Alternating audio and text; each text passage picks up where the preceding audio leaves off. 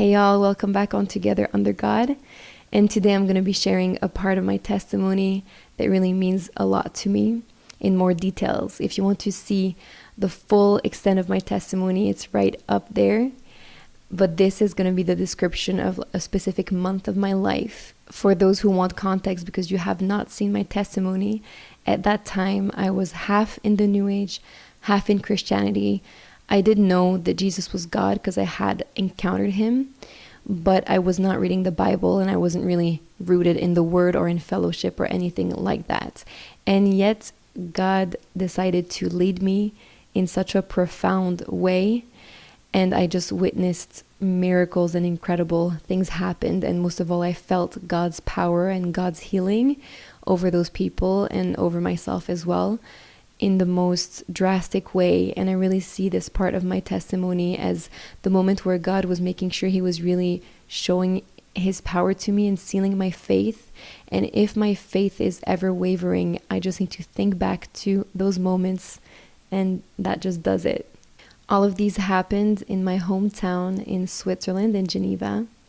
And I'm going to share just 3 of those wonderful miracles and encounters I had. The first one I'd like to share happened with a girl. I just was walking and saw her sitting on a bridge with some sort of sign in front of her. And I actually passed her, but then I heard God tell me, no, you need to go back and you need to speak to her and just encounter her.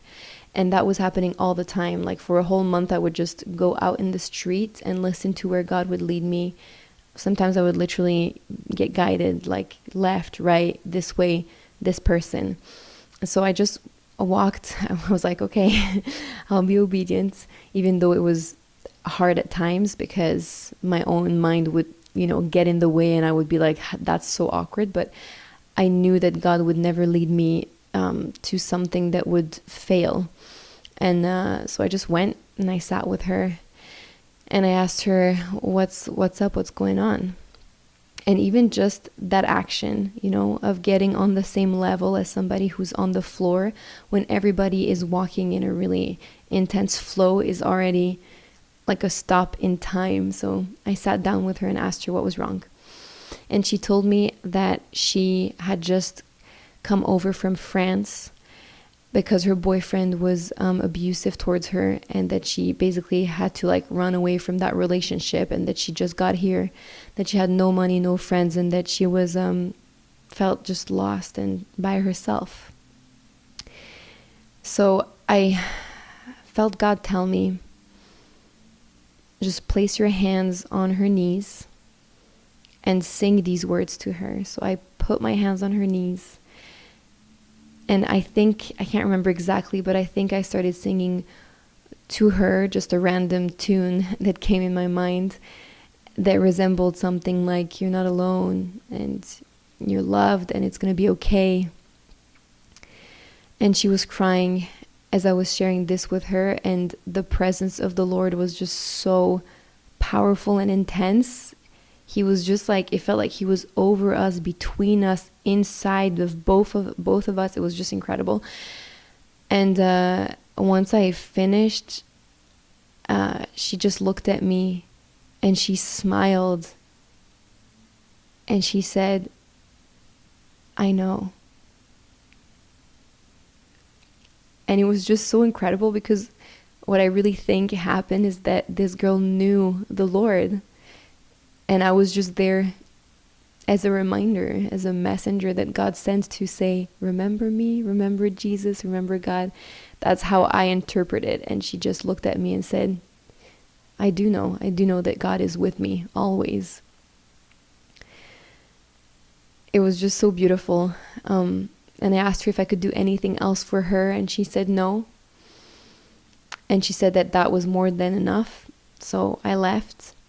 But then I came back. That was more of my own doing, which is why it probably didn't work. But I came back and I told her, you know what, meet me later at this time, at this place. And I went back to give her money, but she never showed up.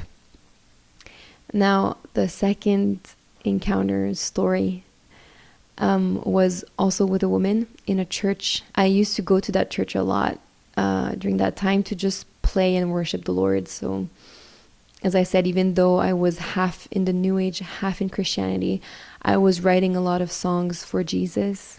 And I would just go into this Catholic church and play my songs. And one day I was playing my song, and this woman stopped and listened. And then she told me, "That's beautiful, thank you," once I was done. And I felt God telling me to just go over to her and that He wanted us to have an interaction. So I walked over to her, and pretty quickly she just started opening up to me and telling me about her life and what today meant for her. And she told me, "Today I just finished my chemotherapy and I'm cancer free." And she was also crying and sharing this with me. And I felt also God tell me to lay hands on her, and I asked her, "Can I put my hand on your forehead and one on your chest?" And she said yes. So I lay my hands on her and I prayed, not exactly a prayer as you would be used to, because I didn't really know how to pray, but I said some words, and then I hugged her, and we just both cried because God was with us. He was, again, between us, over us. And what was gorgeous as well is that in that prayer I did for her, I spoke about surrender. And once we stopped hugging, she looked at me and she said, "Last night I prayed and I said, 'Lord God, I wish you could hug me. I wish I could get a hug from Jesus.'" And she told me that that hug I gave her was an answered prayer. And of course, I'm not Jesus, but His presence was so palpable and it was just so beautiful. And she also said that she had prayed the same words as I was praying over her, that she used the same words and that she prayed for more surrender. And here I was telling her those same words. And then we shared more, we sat together, we spoke. I have her number and I'm still in contact with her. Okay, the last one that I would like to share was with a man. So this man, I was again worshiping, songwriting, practicing, just standing facing a river. And you can actually stand on either side of the river. So I was on one side, and I noticed that there was a man on the other side who was just sitting there. And I just had that knowing that we were gonna encounter each other for longer or more than just that. I could sense him on the other side of the shore of the river. And I was just playing and playing with my head down, and as I looked up again, he was gone. And I thought, oh, maybe I was wrong. But a few minutes later, he just showed up on my side of the shore, and he was in such a state. He was like, "I just had to come to you and speak to you." And he was just like, "I don't know why, but there's something about you. I need to speak to you." And I said, "Of course, sit down, let's talk."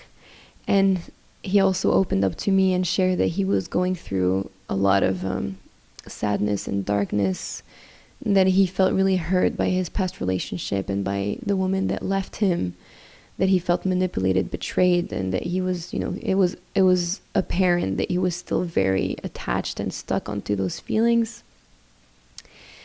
And I felt God telling me to just sing to him instead of talk. So I just told him, "Can I sing you a song?" And I sang my songs about Jesus to him. And he joined in and he started singing with me. And he told me, "I've never sung with anybody or in front of anybody." And it made him so joyful to start singing like that. And we continued just spending time together, playing music, singing, and God was so present as well in that moment. It was wonderful. And that man was sitting, eventually he sat down and he was looking at the water and the trees, and then suddenly he told me, "I see again." And obviously that's such a huge part of what God did when he came on earth, what Jesus did to restore sight to the blind. And even though this man wasn't literally blind, because he was so depressed and sad, he was blinded. And in that moment he just sat and he said, oh my gosh, I can see again. I'm seeing the water, I'm seeing the trees. He was having an encounter with God. We both were. And we stayed together a bit longer. We hugged eventually too. And I felt that he was also crying. He was tearing up. I felt that he wanted whatever I had, and I didn't really even have it at that time, but it's Jesus that he wanted. And I just wish I had the words to tell him. I guess I did through song, but I didn't share the gospel with him. I didn't pray over him because I just didn't know how to, and I wasn't saved yet. So there is some regret and sadness around the fact that all these people, I didn't share the gospel with them. I mean, the second woman, she was already Christian, so she knew the gospel. I guess the first girl probably too. This man, he was not, but maybe it just wasn't the right time. I guess I'll never know. But as I said, I know it was also a time for God to actually draw me in, because I still wasn't surrendered. So it wasn't really that much about these people. I mean, it was about literally both of us drawing closer to him. But I still wish I could have shared that with him, shared the gospel. But it was wonderful to see God work on him in that way, and to see some healing take place. And he did message me after that, because I had his number for a bit, and he did tell me, he told me that he was healed, that he didn't have depression anymore. And I was just like, and what was so cool is that that whole time I knew it was Jesus. Like, everything that was happening, I was like, this is Jesus' doing. So like I said, it really deepened my faith, and it was a wonderful time that I'll never ever forget. I hope you enjoyed it. Thanks for listening. See you soon for a next video. Bye bye.